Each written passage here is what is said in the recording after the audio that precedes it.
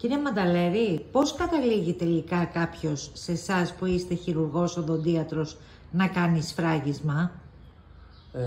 Σφράγισμα γίνεται στις περιπτώσεις που αλλάζει η μορφολογία του δοντιού, δηλαδή μπορεί να έχουμε ένα σπάσιμο, ένα κάταγμα που λέμε εμείς στο δόντι. Μπορεί να υπάρχει τεριδόνα και να δημιουργηθεί μια τρύπα στο δόντι.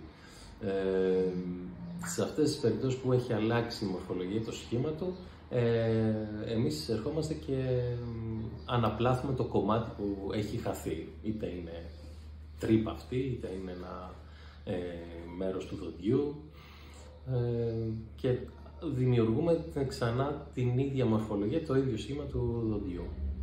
Είναι επίπονη γενικώς η διαδικασία του σφραγίσματος? Η όλη διαδικασία γίνεται κάτω από αναισθησία. Αν είναι μεγάλο το κομμάτι, αν είναι μικρότερο, μπορεί να γίνει και χωρίς αναισθησία. Δεν νιώθει τίποτα ο ασθενής.